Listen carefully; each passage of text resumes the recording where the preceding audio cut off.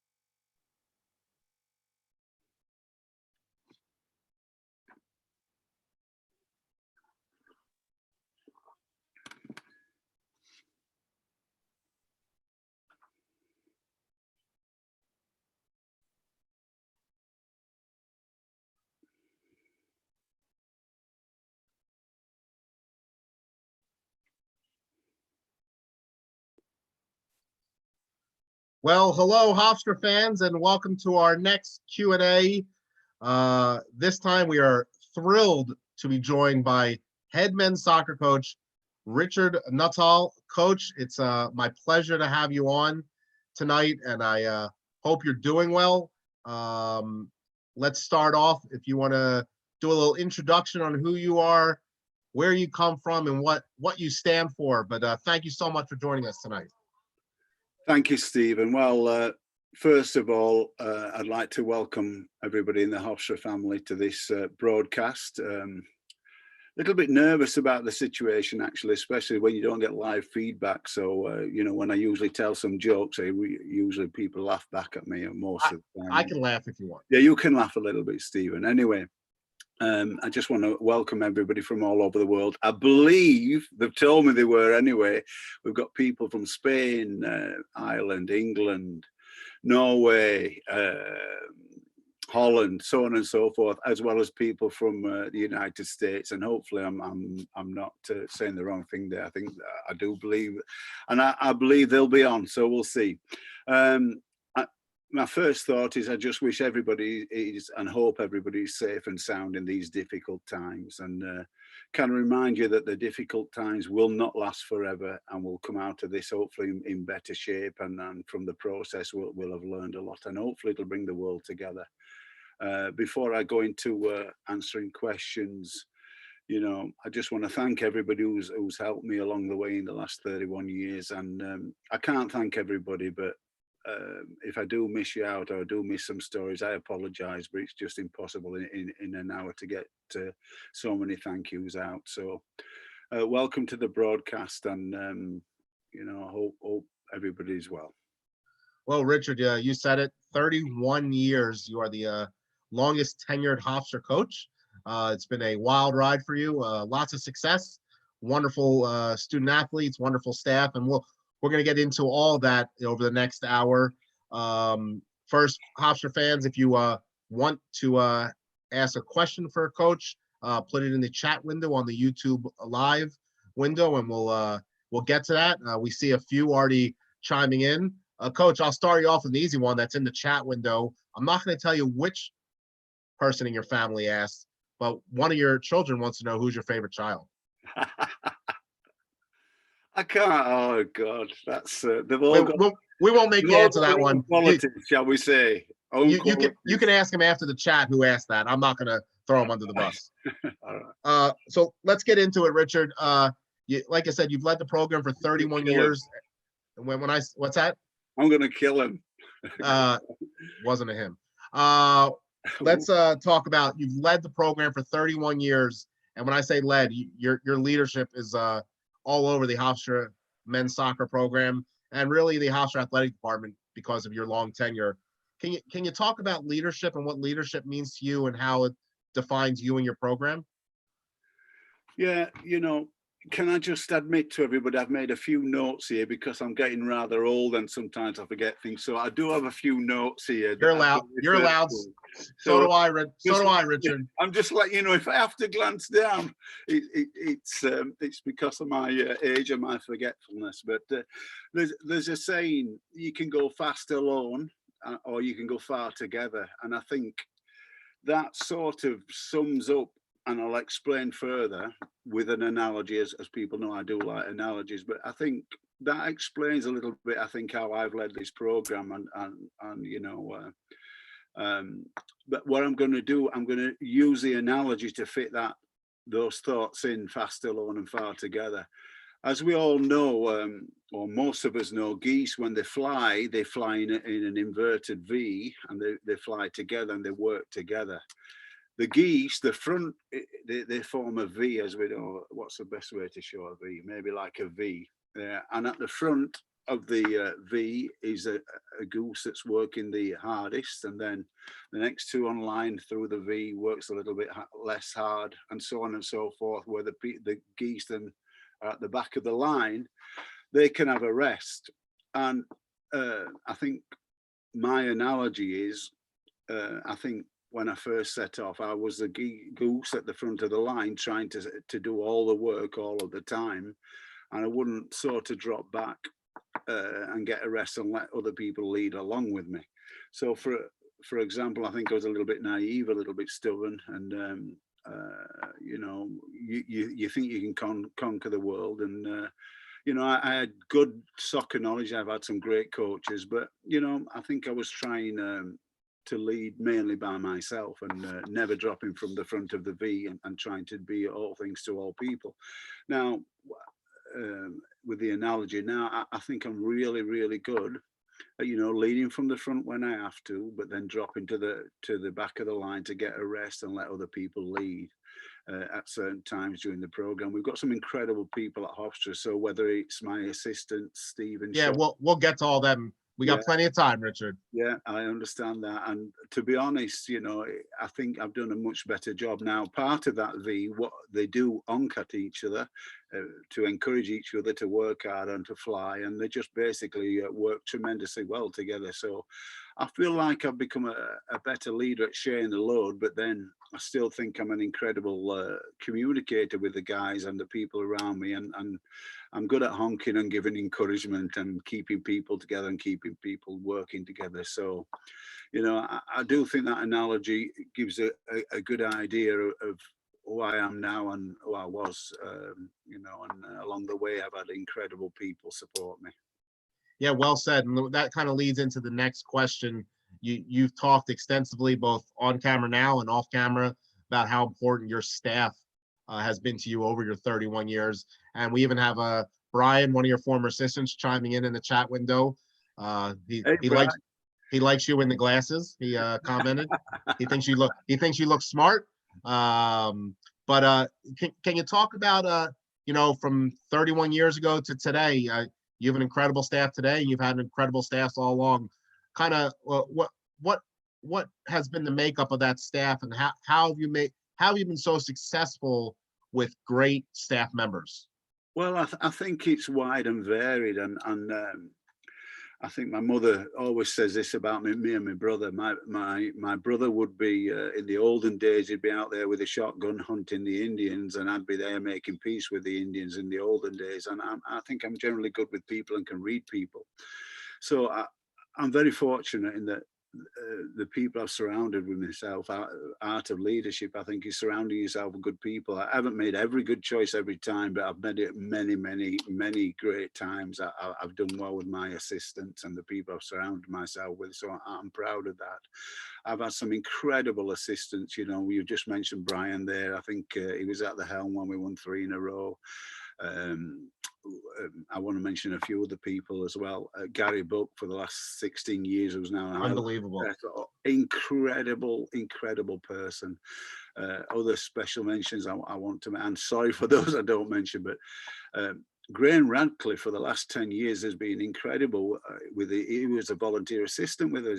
His leadership, especially on the psychological side, has been fantastic, and really thoughtful and well thought out how he leads people.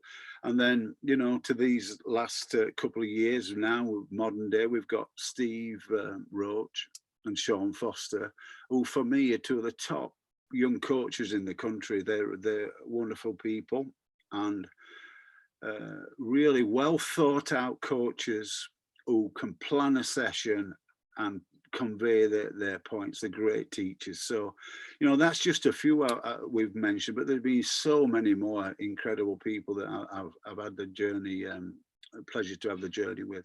Yeah, Brian actually wants to know who your favorite assistant of all time is. But if Brian's the only one on, can I say Brian now? Well, I don't know. Sean Foster might be watching. You don't want to insult him, so I think we leave that one alone. Richard, let's go to a few questions in the chat window while we're moving along. It's filling up pretty good. We do have another family member chiming in. Caitlin, your niece. Yes. Your favorite niece, she says. She wants to know, what is your favorite part about soccer? What's my favorite part of soccer? I think it's Caitlin. I'll answer this further later. She does live with us. So Caitlin, it's the camaraderie and the friendships, just like we have her in our house. That it's not always smooth sailing, but just the camaraderie and being around great people and enjoying them as people and enjoying friendships. We got some questions about your ability to produce professional players. So we'll talk about your alumni a little bit right now. Yeah. You've had some incredible alumni who have been professional soccer players and who've also gone to great successes in their chosen fields, whether it's financial, education, or other multitude of other fields. Let's talk about the soccer professionals first. When you see one of your former players go on to success on the pitch, what kind of joy does that bring you that you've played a role in the development of that soccer player, and they've gone on to some incredible success, and you've had it for many years, from recently to 20 years ago? Yeah, I think it's somewhat, believe it or not, my greatest joy is seeing what our players do post Hofstra, and whether it's playing professional soccer or heading a global company or being a financer or a teacher on Long Island or a coach or whatever they do in life.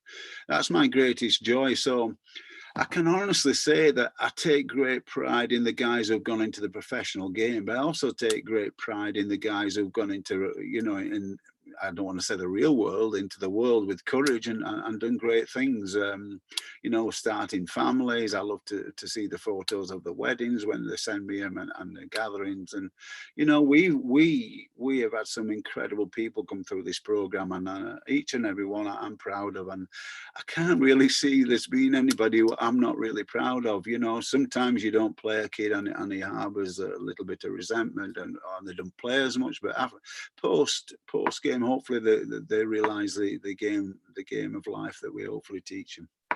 I'm gonna throw a little curveball and ask you a trivia question. Do you remember the first player that you had at Hofstra that went on to the professional ranks? Gary Flood. Oh, there we go. New England Revolution, right? Yeah, I'm going to tell something about Gary. Gary, when he was at Hofstra, he hardly, you know, we didn't really communicate much because he was a very quiet kid, and he was just a quiet kid. But once he left, he wouldn't shut up. And it's strange because after his professional career, he actually played on my men's team as well. So we had some great years together, and I'm proud of what he did and how he did it. You know, he's just had a baby girl, I believe, called Finley. Hopefully I got that right. And just, you know, he was the most natural reader of a game you've ever seen. He once went a whole season without really making a mistake. He made one mistake, but he recovered on that mistake and won the ball back. It was like a Rolls Royce, was Gary. Yeah, and one of your all-time greats. He was a joy to watch. Yeah, fantastic. I might be pronouncing his name wrong. You can correct me. I just want to let you know that Chris Eccles from UK is chiming in. He just wanted to give you a hello. Hello, Chris. How we doing, lad? Yeah. So let's go. We have another question here from Andrew Cohen, one of our longtime Hofstra fans. There's been a long talk recently in college athletics and college soccer about the European model for college men's soccer, where they take a pause in November and resume in February. You have any thoughts on that and how the possible major shift in how college soccer operates these days? Yeah, I mean, it's absolutely very contentious of an issue because it's not just about soccer, it's about the other sports and the facilities. So it's not an easy one to give a true opinion. All I can say is that, you know, generally speaking, our players are put through too many games in too short a season. It would be nice if we could extend that season, but there's so many extenuating circumstances around college athletics. And yes, it would be great if we could spread it over a longer time, but as I've said, there's many other factors. So great, it's a great idea, and I understand that, but also it's not such a bad model we've got as well. So I think I'm sitting on the fence here, but I want to do that, to be honest. We have a quite. I want to keep going with these chat window questions because the Hofstra fans are loving you. So we'll keep going there, and we'll come back to some other questions. But again, fans, if you want to ask Coach Nuttall a question, just put it in the chat window and we'll get to it in due time. I just want to let you know, and we'll talk long and extensively about our women's soccer coach in a little bit, Coach Simon Riddiough, a former men's soccer player who played for you. But I do want to know that he chimed in on the chat window, but to throw him under the bus a little bit, he did chime in under his wife's name. So the question comes from, it says Heather Riddiough. We know it's Simon. And he's making fun of you, so we'll just leave it at that. Sarah O'Malley would like to know, what are your thoughts on the upcoming season? Well, you know, if you're asking about next season, I'm saying it's going ahead in terms of, you know, if it you know, there's many issues at the moment, but we're all hoping we come out of this and we start the season on time. But I think, again, I don't know what Steve and Sean, whether they'll be a little bit annoyed with me, but I do believe this group that we've built today, that the 25 players, is the best individual we've ever had. And many of my players have heard me say that, but I truly believe it's an exceptional group. We've got a great returning base. We've lost 2 or 3 starters, but our base of player this year is exceptional coming in. And I've got to give Stephen and Sean, the staff, some kudos. Well, that's good because Sean's insulted by you right now, but we'll get back to that in a second. We'll see. We'll see, but they've done an incredible job, and I think we've got 9 new players coming in. and we believe they're all outstanding in their own rights. But as everybody knows, sometimes what you think, it's hard to assimilate into college soccer coming from different backgrounds and different levels of soccer. But from my point of view, I hate to say the word potential, but the potential is tremendous with some great pieces, and we think we've done a good job at recruiting at least two outstanding players in every position. That's great to hear, and I know there's a lot of excitement for your program in the upcoming year. You've had some really successful teams lately. Let's continue with some questions here, Hofstra fans. Let's give you a fun one. Favorite road trip and favorite road trip meal, and worst. Favorite road trip. I think it might have to be the Kentucky Ohio one, and Simon will remember that. Simon, he was all things to all people on that trip, and I think we beat Kentucky and we beat Ohio State in the same trip.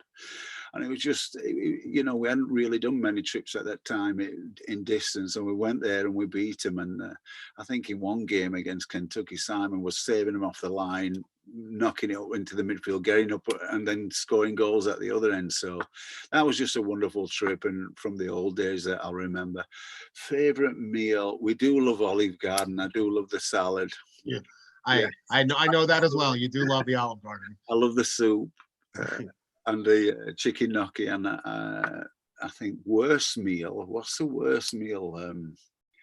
They like all those fat. I forgot what they call it. Chick-fil-A. They like. I don't like Chick-fil-A. I'm sorry, Mr. Chick-fil-A man. I don't like Chick-fil-A. Well, that's good to know. I won't buy you a gift card to Chick-fil-A, and I'll keep getting you more gift cards to Olive Garden. Let's go a few more so we can clean up with the chat window as it keeps filling up. Ian Taylor wants to know your favorite ever Barnsley FC player. My favorite ever Barnsley FC player. He knows He knows who it is. It's Ronnie Glavin, a Scotsman who came to Barnsley from Celtic, and he was just the best midfielder for like 10 years. Unbelievable player. Oh, look at this. Another one of your children chiming in. Wants to know that dinner is ready. The Brussels sprouts are all cooked. Here's a great question. We talked about your players and kind of your roster makeup. You have a very strong mix of international student athletes and student athletes from the United States. Justin Paley asks, what's been the road to success for chemistry with the mix of international players and players from the United States for your team?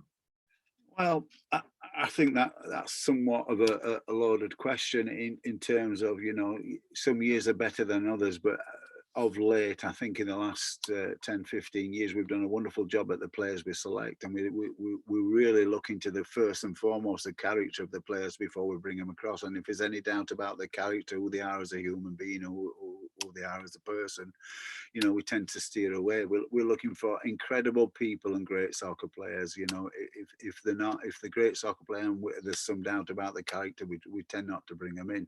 So generally speaking, if you bring great people in and you create the environment, now it's got to be a selfless environment, and we're caring about each other. And look, it's like a family. Not every day is going to be all rosy, but if you create an environment that it's got boundaries, it's got rules, and you ensure that people talk to one another with humility and caring, then I think that generates the environment. And hopefully with them, between being an educator and you know, Sean Foster's going to laugh at this, but as coaches we call that, this is a Paul Lasua, who sadly just passed away this last year. Paul Lasua, I got this from him many years ago, but we are human engineers, and first and foremost, we're bringing in a template of a young man, and hopefully they're leaving and prepared for life. So from that point of view, we not only concentrate a lot at Hofstra on who they are as a soccer player, but who they are as a person, and what direction they want to go in life. And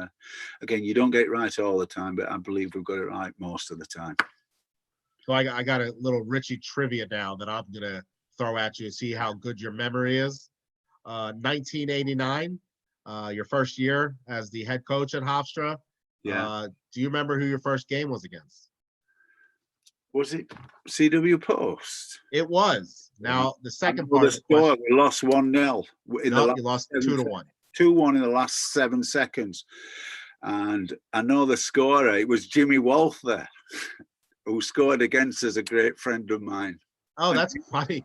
And Eugene Larkin, I think that was his first ever game in college soccer as well. And he was going around kicking people. And I'm to this day, I get on to him about that. He was a tough man from the Northeast, kicking people in 1989. I'm like, who's that idiot kicking our players? So, and that's another one of your great former assistants as well, Eugene Larkin.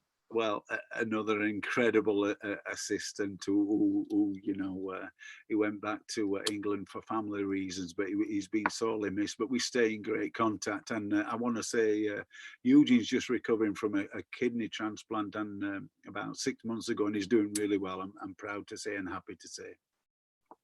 Richard, you've won 285 games in your illustrious career. It's a lot of games. Let me ask you this question. My next little trivia: who was your first win against? Oh, first win. Was it Pace University? It was not Pace University. Ooh, I don't know then. It was Iona. You beat them 3-1 in the fourth game of your first season. Oh wow. So I'm not going to ask you who scored in the game. You remember the whole CW Post game. You don't remember the Iona win? Yeah, I didn't remember that. No, 3-1. I wonder who scored. So speaking of wins, your program has made 4 NCAA tournament appearances. You had an incredible run in the middle of the 2000s with 3 straight, including that first one. The first one of those 3 was incredible because, correct me if I'm wrong, the season was a little uneasy, and you guys really got hot at the end. Am I right? That first one of the 3?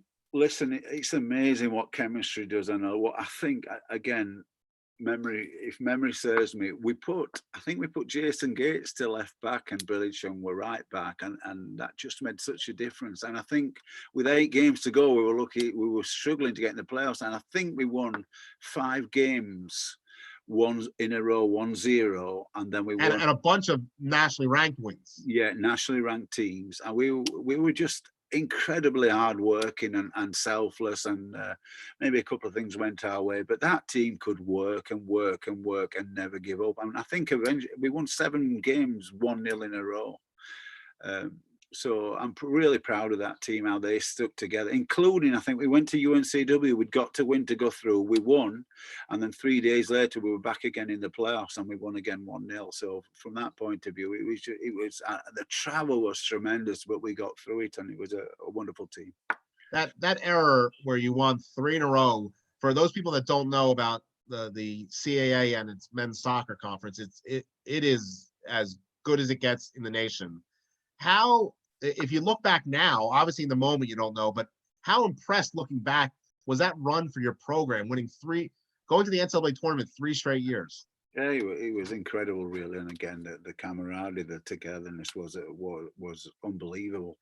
I think shortly after that, 3 teams left in 1 year when there were conference realignment. And if memory serves me, it was Old Dominion University, George Mason University, and Georgia State University. And the year that they left, right, they went to 3 different conferences, and it shows the strength of the CA. They all won the new conference that went into that first year, which shows just about what the CA is about in terms of soccer. So let's move on. We'll get back to the chat window in a second. But again, Hofstra fans, if you have questions for Coach Nuttall, put them in the chat window on the YouTube live page, and we'll get to them. Richard, so far this has been a great look into the life and career of you, and I'm proud to host this with you. Let's talk about your family. You've already mentioned there's a lot of people in your house right now. Talk about how important they've been to your life in the last 31 years that you've spent. Also sharing them with your Hofstra family. Yeah, I mean, I think everybody knows the hours that you put in. A lot of them are unsocial, and it's many hours. I mean, every day I enjoy going to work, but you also will want to spend time with your family. My wife Christine has put up with me over the years, and I've got to give her incredible credit on social. I've often left her. I think we had our second baby, and the next day I went on a recruiting trip. For 5 days, so just things like that. I think it's been a family sacrifice in that respect. And when you hear about many other coaches, you hear about divorces, and so a lot of them not even getting married and struggling to juggle the two. I think I'm being fortunate that I've got an understanding wife and an understanding family. Let's talk about your children.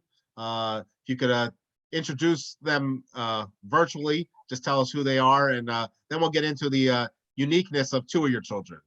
All right. Well, at the moment, we've got an extended family of Caitlin, who sent the question in, who's 31 and works locally, a great girl. And then we've got Gillian, who's just finished her degree at Hofstra with fantastic grades. We're very proud of you, Gillian. Well done. And then we've got Jack, who's 21 on last Friday. And, we couldn't have a big party, but Caroline, the 18-year-old, did an incredible video for him, and with the help of Gillian and the rest of the family. And then we've got young Grace at 13, who's the baby of the family, and I think she runs the household, actually. So you mentioned two of your children there that are current students at Hofstra. Yeah. Both play soccer at Hofstra. One plays for you and one plays for Simon. Okay, let's talk about Jack for a second. How has it been coaching? You're one of two coaches at Hofstra that are actually coaching their sons, with Seth Tierney coaching his son with men's lacrosse. But can you talk about that aspect and coaching your son and what kind of that's been like, and good, bad, or indifferent?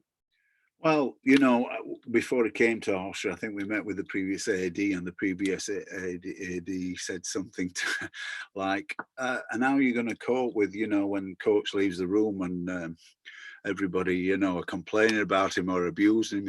He says, Jeff, or, in a polite way, he said, well, he's been my coach for the last 8 years. You should see what they say to him when he leaves now. So nothing's any different. So, I'm just proud to be about Jack. He's an incredible student. He had a bit of a tough luck with injury last year, but he's going to have a good year next year. He works hard.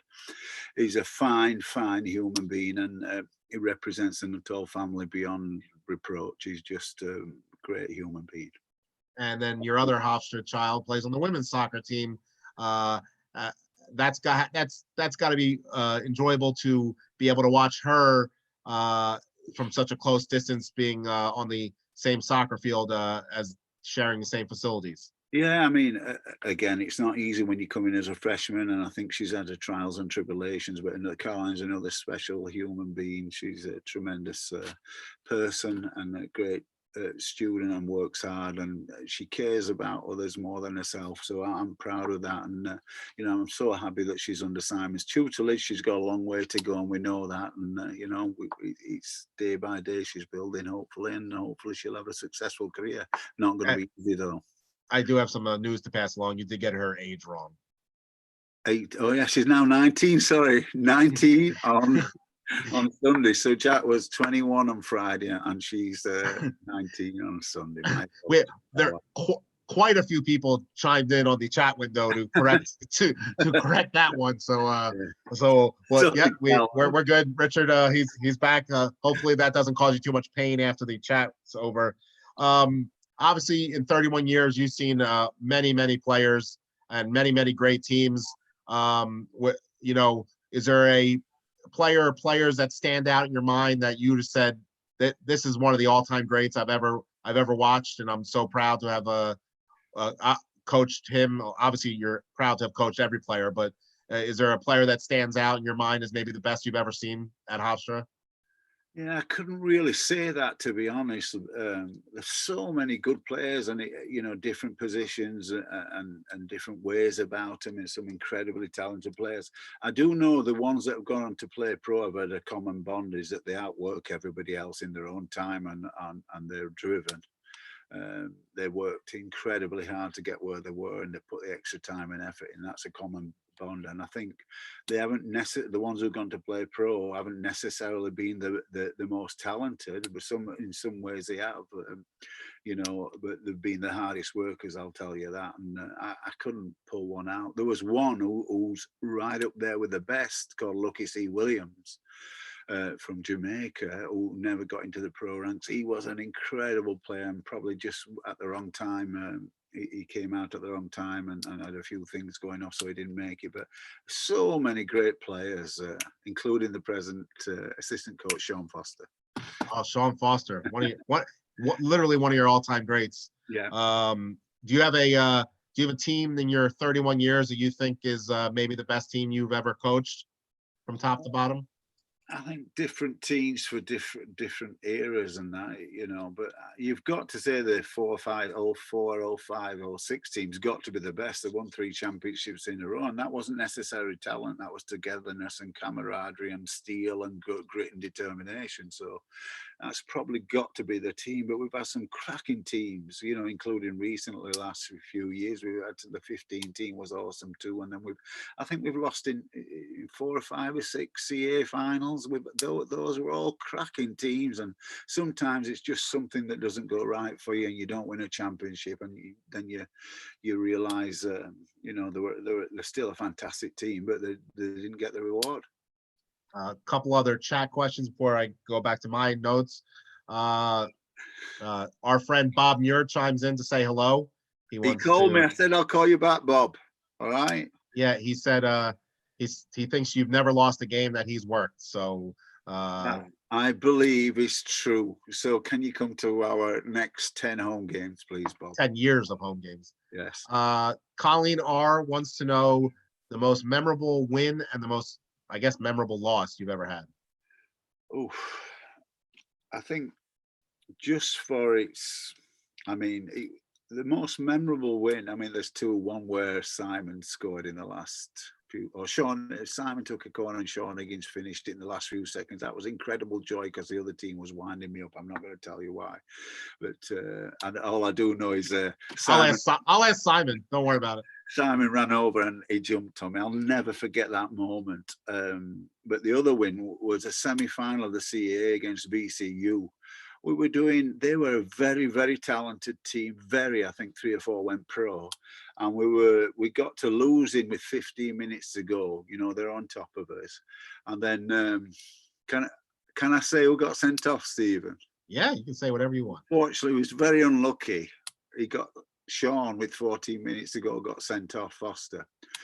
But then we changed a couple of things around. We pushed Tyler Botti up top, and he equalised with about 8 minutes to go. But then it's still all VCU, all over us. But then with about a minute to go, they get a corner. I'm thinking, oh, come on, just hold out to overtime, maybe take it to penalties. But we eventually cleared the corner, and it went upfield. And their centre-back, I think he might have been a foreign centre-back, had been really, really annoying. As wasn't a great person in my mind. And there's like 15 seconds to go, and the ball goes over the top, and Swede, as we called him now, he's obviously from Sweden, got on the end of it, but he's going away from goal in the box. And I'm thinking, God, the defender's just got to, if he can turn and beat his defender, but the defender just to shepherd him away from goal. And I think it would have gone to overtime. But the guy stretched his leg out and fouled Swede. I'm like, that's a penalty. Is he going to give it with 8 seconds to go? And he did give it. And then Swede put the ball away, and we won. And that celebration after that game was crazy. There was other stuff going off relative when Sean got sent off. They were all waving at him bye-bye because he had to leave the stadium. And then I'm not ashamed to say when their bus was leaving, Sean was waving bye-bye at the end. So a couple people chiming in. People like correcting you, Richard. When you get information wrong, especially Coach Riddiough chimes in that the win was over Hartford. Yes. I did know that, but I didn't want to say it because he'd been annoying me, the coach at the time. So maybe yes. Yeah. And it was Sean it was Simon that scored. From Sean Higgins' corner.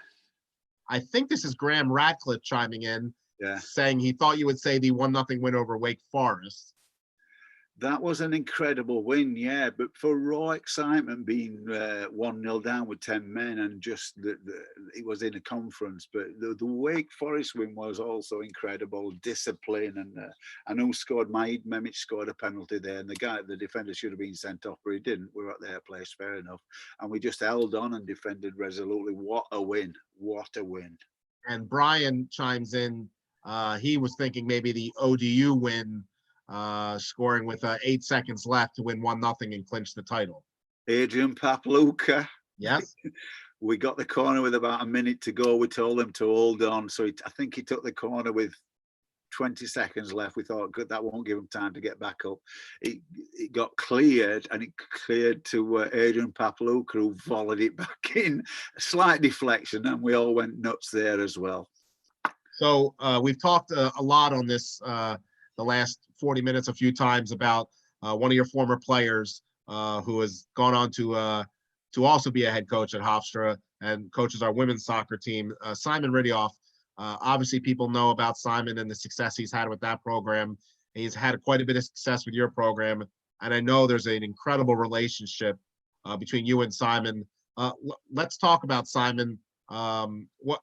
What did you see in Simon when you were recruiting him initially as a student athlete to Hofstra that you thought would make him a great player? And then did you kind of see that he would develop into what he's become today as a incredible coach?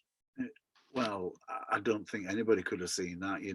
I went to look at another player when in our hometown, and it was wet and windy. And so people that don't know, you and Simon are from the same hometown. Yeah, same hometown, Barnsley. Barnsley, born and bred. Anyway, I went to watch this other forward who actually we brought over as well. I believe maybe John Oliver. It might have been Blandy, but I don't know. But John Oliver, and then in the distance on the far wing, I'm outside the field on top of a road looking down. I see this guy on the left wing flying up and down, up and down. I'm like, wow, he's not bad, is he? So after the game, when they'd cleared the field, NCAA rule, I asked the coach about the player we'd been to look at. I liked him. I said, well, what about that guy on the far wing, that left wing back there? He's freaking fast and hard working. And so he shouted, actually, he said, Simon, come over. And when he came over, I'll never forget it. When he came over, he put his glasses on and they steamed up, and Simon went, yeah. He went like that, cleaned his glasses and went, yeah. I went, oh, don't look like a player when he's up close, but probably the best decision I ever made, bringing him in. And he would run his blood to water. He would put more energy into a game that anyone would ever do. He was hard as nails, tough as nails, outworked, outfought, he was quick as hell. And he was just an incredible team player. And, he suffered a bad injury, I believe in his second or third year, correct me if you want, Simon, where he had an ACL tear. And he came back even stronger and fitter the following year. That shows who he is as a person. And he was captain for 4 years because he got a 5th year of eligibility, but he was captain. And nobody's ever been captain in this program for 4 years, I don't believe.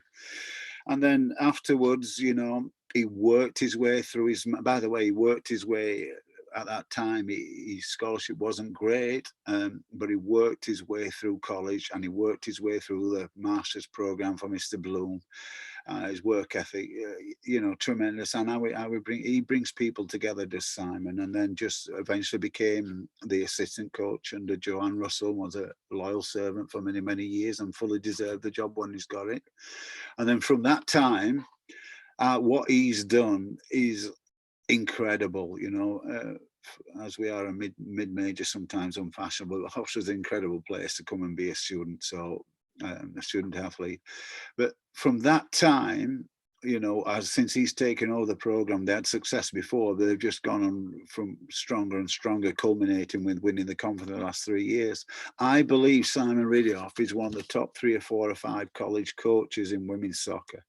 And everything he gets, he deserves. I like to think we had a little bit of influence on the way, but he's his own man, and he's done his own stuff in life, and he's got his own way about him. Hopefully, a little bit from what we passed on, but he's his own man. He's very bright, and he's just incredible, and he picks good assistants as well. What makes him such a great coach, as somebody who's coached for a long time? Well, I think there's a few things. I think how he relates to the players, he wins their hearts and minds. I think tactically he does a great job. I think he can understand other teams and what they do well, and I think he's often quite simple in the way he plays and what he asks his teams to do, and he's clear and concise with his instructions, and they have a plan going into the games, which, you know, I think they wear other teams down, and he recruits players to suit how he coaches, and I think that's a secret as well there. And I think if you put those all together, and you've got young ladies battling for him, he's just a fantastic all-round coach who deserves everything he gets. So, Richard, I'm not sure if you're aware of this. We did a Q&A with Simon previously, and during that Q&A with Simon, at the last moment, I just threw a little question at him. If I asked if he did a good Richard impersonation, and for those Hofstra fans that were tuning in, as you can attest, he did a very good Richard impersonation. I was laughing. So while we're busy complimenting Simon and talking about how great he is, I was wondering, do you do a good Simon impersonation? Now, I hear that impersonation just about every day, and he's very good at it. I'm not as good, but what I'm going to actually do is try and do it, but we'll see what I can do. I've got to use a prop. Even though I'm a bit short on top, I think I'm a bit more than Simon. I'm going to try and replicate the situation. So just give me a second, will you? Yeah, sure. Here we go. Everybody who's watching, this is Coach Richard Nuttall as Coach Simon Riddiough.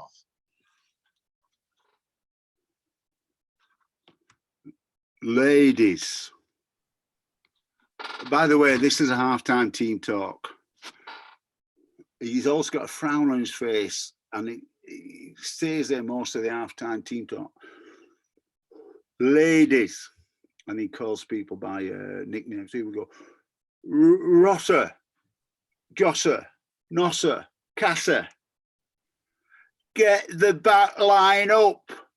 How can you have a unit if you don't get the back line up? How can you have a back line if you don't form the unit? Ladies, back line, unit. And what do you have to say, Jerry? All right. That's the best I can do, I'm afraid. I'm going to be the official judge of the impersonations, and I'm going to be honest, Richard. You won. Yours is actually better than Simon's of you. So I really enjoyed that, to be honest with you. Let's get back to some questions here. That was incredible. I don't know if I can recover from that.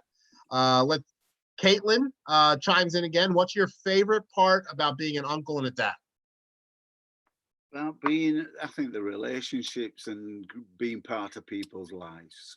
I think, you know, being part of it is nothing like sharing people's lives. And, you know, especially, it's a bit too much sharing at the moment during the COVID crisis, but we're all together all the time. But I think that's the most important aspect I do like. This is a question from George, who you may know. I don't know the last name here. Can you talk about your early days at soccer camps with Mel and Les? Oh, well, I don't know. Some people know this, but Gary Buck and Mel Les at Long Island Soccer Camp many years ago, 40 years ago, I think it's 1981. Well, Gary Buck was instrumental. He was here running the camp, and they brought us over, and it brought me over to be a camp counselor, and we had the best summers you could ever want. There were 16, 17, 18 of us, and you know, there weren't as many restrictions in life and no camera, so we could do what we want when we wanted a lot of the time. But just again, the camaraderie, and Gary Buck was our boss, and he was quite lenient and provided a great environment, and it was just wonderful times. Long Island Soccer Camp, you know, was the main camp around, and we used to have 300 or 400 kids a week on camp, and we had the best time. So we talked about the run in the mid 2000s of your success, and then in 2015 you went to the second round of the NCAA tournament with another one of your great teams. You defeated Lehigh in the first round, and then played Georgetown. Can you talk about that team and kind of what was special about that team, your most recent championship team? Yeah, just lots of good pieces in good spots, and people off the bench. I think off the bench, we had one of the substitutes scored the winner, and in incredibly difficult conditions. But just a very talented team again. I think that's Joe Holland there providing. I think the special part to the team, and along with Harry Hawkins and some others, just lots of good pieces in good spots and work together. And that Georgetown team that beat us, I think the final score was 3-0, but it was close for most of the game, and they were an incredible team. And Two seed in the NCAA tournament that year. yeah, look, from a lot of the game we were in it, and they were better than us, but we did score we looked at the film afterwards, we scored a legitimate goal to make it 1-1 in terms of offside. So if they'd have given that goal, you never know. But just a good team with a lot of talent who worked hard, and again, proud of that group, as I am all the other groups, even the ones that don't win championships. Richard, one of the things that I admire most about you is your ability to kind of bring people together at a even not in a professional setting, just even a fun setting. For Hofstra fans that don't know, like Richard organizes a holiday party every year in our building, and why is that so important to you, and why is that part of your personality, that you're such a you have such a great ability to bring people together? Where does that come from, and why do you enjoy doing it so much? Well, as a lot of people know, I was brought up on a farm, and I think a lot of it comes from my mother and father. My dad was a bit grumpy growing up, but the one thing I'll never forget from my parents: anybody who ever came down to the farm, they always got fed. They all got offered a bed for the night, and they all got treated with great, friendliness and humility and kindness. And I suppose, for example, we were also dairy farmers. The every morning the milkman used to eat his breakfast through our kitchen window. So you just remember those things. How your parents are now warm and open and welcoming. And and in my life, I've hopefully if you give it, you get it back. And I've been lucky to be treated by many people in a special way, in a nice way. So I'm happy to be of that ilk, I suppose. And it's just I like people most of the time, and I love people, in fact, and I like being around them. So from that point of view, I think the biggest influence was my mother and father. Let's talk about another aspect of your program that you take great pride in and has been very successful during your 31 years, is the academics of your student athletes. I'm going to throw your name at you. Maybe one of your smartest student athletes ever, Arnie Gunnarsson, academic All-American, right? I think 2-time maybe. So, yeah, absolutely. But All-American. You take incredible pride in that and how your student athletes do, and they've always been one of the best teams, GPAs at Hofstra. What is it about the student athletes that you're recruiting that makes them such strong student athletes? And what was Arnie was Arnie the top of that list, academically? Up there, but we've had some exceptional students. He was something like a 396 in engineering 396.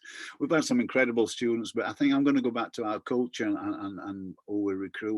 We like to recruit great people who are good in the classroom and good on the soccer field, of course. And the support we get at Hofstra is incredible too.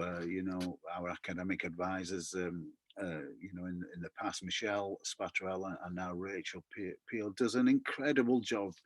And Hofstra's environment between our learning centre on campus, it's a great tool for the players and the professors. The professors work well with us here, and it's just a great place to be a student athlete, where you can achieve in anything you do, because we've got the facilities, we've got the people. I don't think I've ever had any problems with any staff at Hofstra saying no or not trying to help in the best way they can. And again, recruit good people, and it's a good environment to come from. And then I'm proud that we've got a 3.5 plus average. I'm proud. I think at one point we went 9 years without losing a recruited student athlete to a transfer. So those things make me proud. And you know, it's not just about the soccer, it's about the academics, it's about who they are as people and where they're going in life. Your program is also you have a great relationships with your members of your Hofstra Athletics Pride Club and the donors who support your program extensively. I remember going to a event of yours a few years ago at the University Club where you had 3 incredible speakers. Yeah. Can you talk about the donors and the people that you've who support your program and how important and what they mean to you and your program?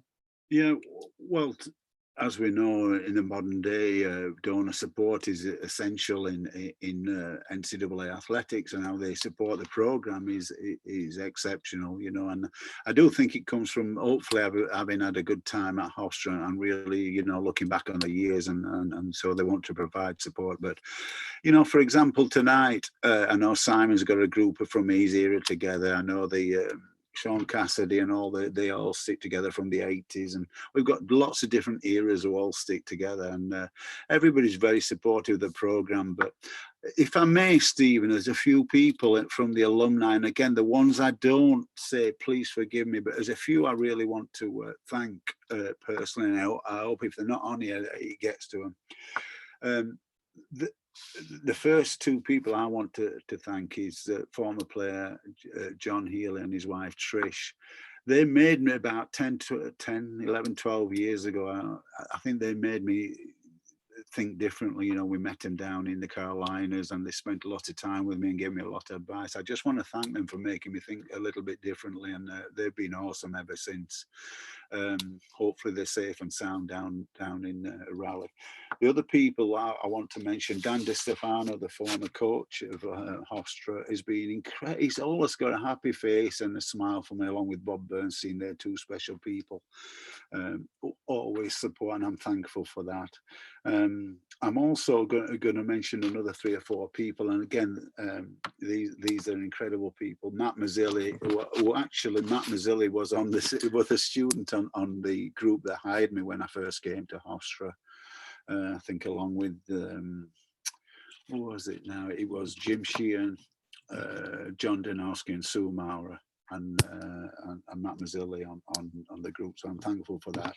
But these 4 people, Matt Mazzilli, Christian Campbell about 25 years ago got me thinking differently too, when he got me organised. He used to live here, and he made a massive difference into who I am and who I was as a soccer coach. And again, Christian Campbell.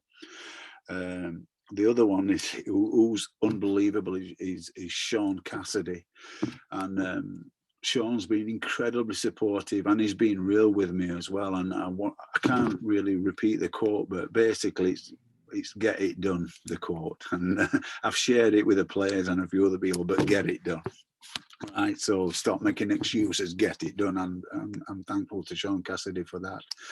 And then again, Craig Dempster, by the way, if you're watching, Craig, congrats, you've just been named CEO of globally of Merkel, $1 billion company, and that, you know, again, he's an incredibly supportive person of this program, and doing incredibly well in life, and I'm proud of each and every one of them. So really, thank you. Yeah, well said.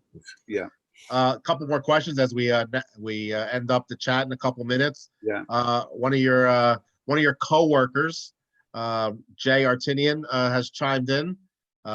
These are more fun questions. Actually, the first one's not fun. I would phrase it's fun, maybe. What has kept you at Hofstra for 100 years? It's really 31. Look, the best day ever was the day I got hired, and I just feel so lucky. And I enjoy coming to work just about every day. I once lost the van keys when we used to have vans. I once lost the vans. I weren't looking forward to coming that day. But I think every other day I enjoy coming, and I think it's the people that keep me here. You know, running from the custodians. Look, the custodians in my building, Nelson, Pedro and Lefty, you cannot get better people than those 3, and all the way up through the athletic administration. Alyssa, my immediate boss here, and Rick, and all the people that support, all the way up to the president. I enjoy coming to work. I enjoy the people that we're surrounded with, and I think that the 31 years has just flown by. So And I think it's the people. That's the reason why. Jay also wants to know, how is your badminton game? Jay, I played Jay at badminton 5 times. The last time we played, I was really ill. I had to have 2 weeks off, and he just squeaked to win. I think I threw water over him at the time. I wasn't happy, but I had 2 weeks off work, the only time he's ever beat me. And if he wants to play now, I'm going to kick his butt. Oh, and then his last question, I guess Simon might be the answer to this one. Who does the best Richie Nuttall impersonation?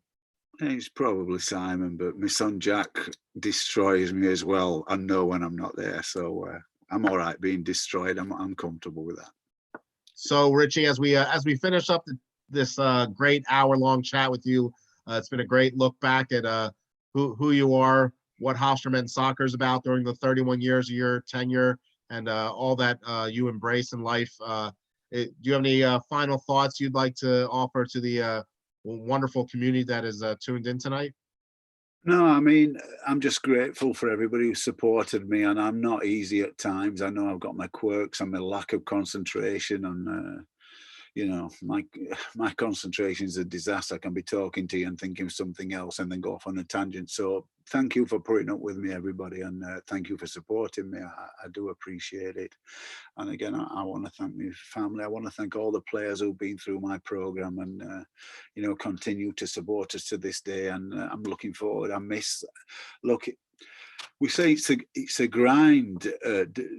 We sometimes say it's a grind. Life's a grind, but when you really think about it, the grind is probably a little bit of pressure, but pressure is a privilege that we put on ourselves. And hopefully now we're away from it, we'll recognize it's not really a grind. It's a privilege what we're doing in life. And we now miss it more than ever, I believe. And I can't wait to get back and to see everybody again when it's safe and the environment's safe. I just can't wait to see everybody and start, sharing personally the relationships and the environment that I love going to work every day. And I'm just thankful to everybody around me. Thankful, but very, very grateful.